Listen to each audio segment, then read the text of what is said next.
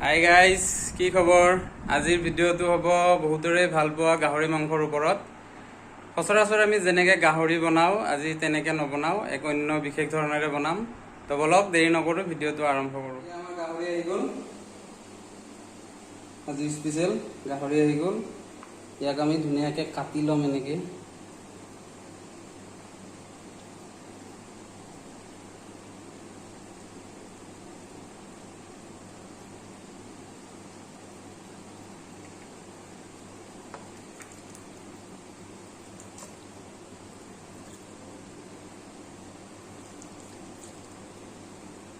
এনেকৈ ধুনীয়াকৈ কাটি ল'ম।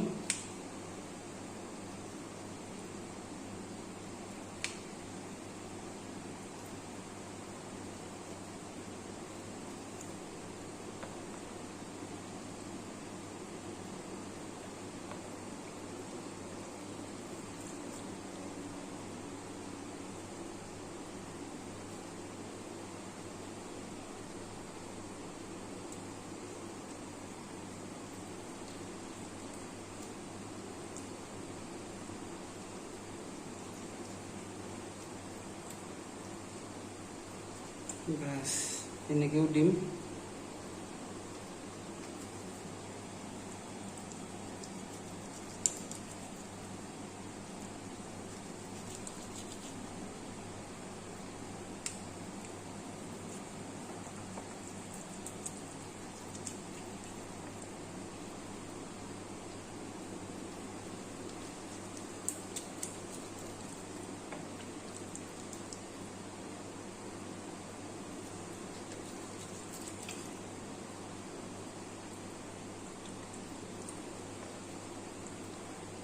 অলপ অলপ ফুটাই দিম চাইডেৰে, যাতে ধুনীয়াকৈ সিজে।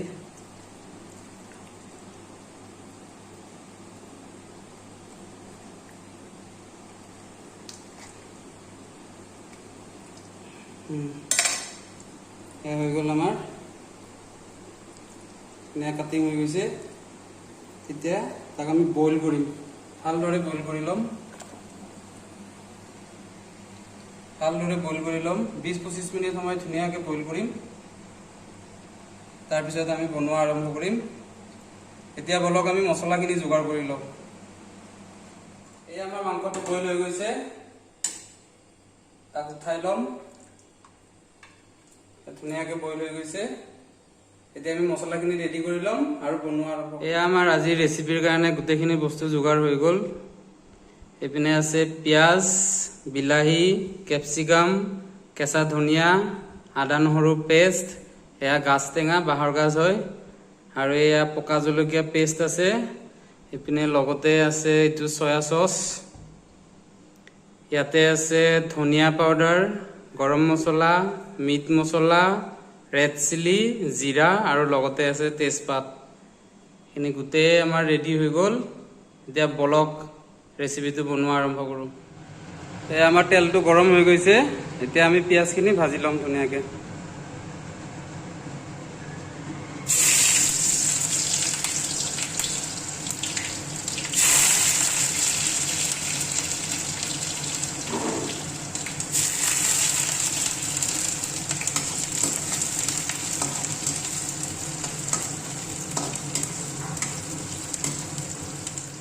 আমাৰ পিঁয়াজৰ ব্ৰাউন কালাৰ আহি গৈছে, ধুনীয়া হৈছে। তাত আমি আদা নহৰুখিনি দি দিম।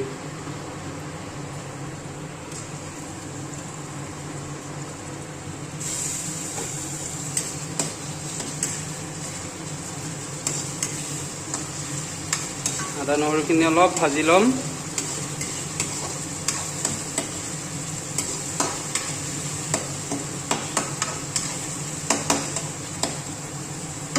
আৰু তাত আমি গোটেইখিনি মছলা দি দিম, ড্ৰাই মছলাখিনি গোটেই দি দিম।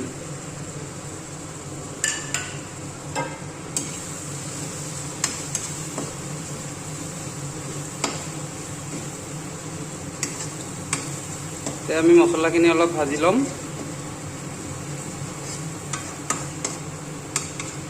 আমাৰ মছলাখিনি ভাজা হৈ গৈছে। এতিয়া আমি তাত বিলাহীখিনি দি দিম আৰু ভাজি ল'ম ধুনীয়াকৈ।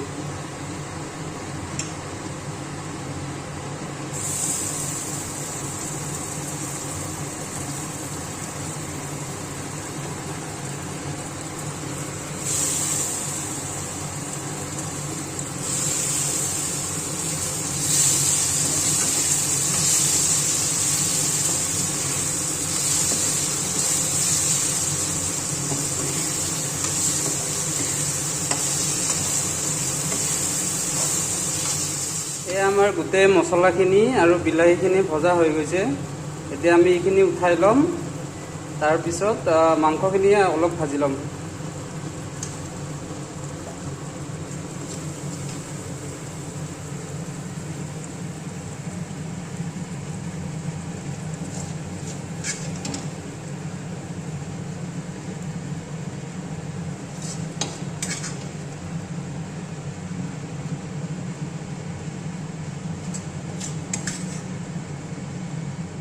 এয়া আমাৰ তেল গৰম হৈ গৈছে মাংসৰ কাৰণে, তাত তেজপাতটো অলপ ভাজি ল'ম।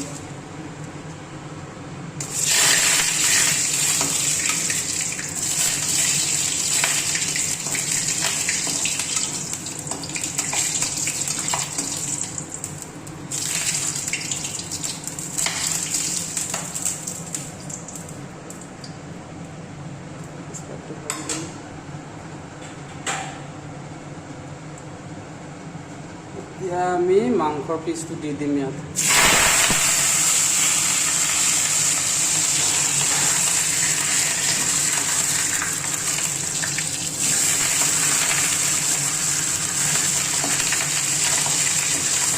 মাংসটো সামান্য ভাজি ল'ম।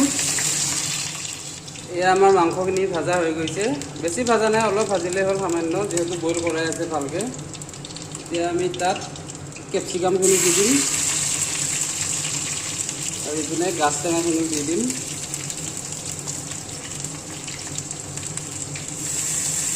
কেপচিকাম গাজ টেঙা দিলোঁ আৰু লগতে আমি অলপ চয়া চচ দি দিম।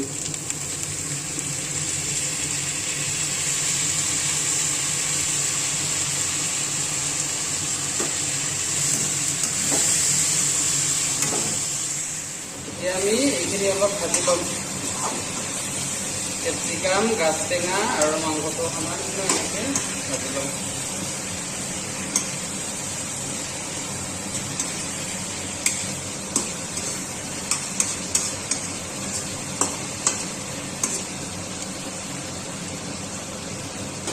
এতিয়া আমি তাত এই আগৰ মছলাখিনি দি দিম।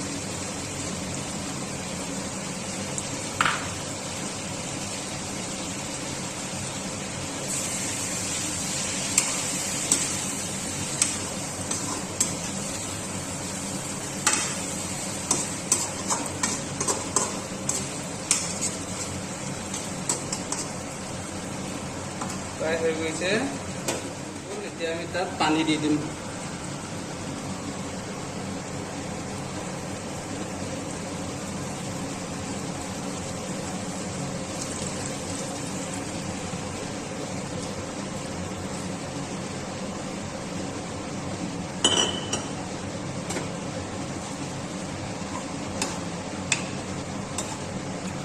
এনেকৈ তাত প্ৰায় 20 পৰা 25 মিনিটমান বইল হ'ব দিম। ঢাকন দি দিম।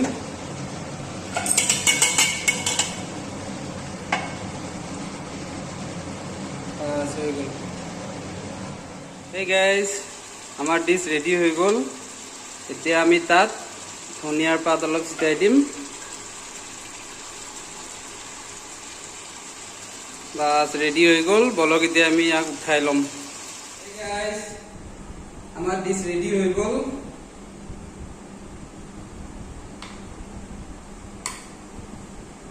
এয়া চব ধুনীয়া হৈছে।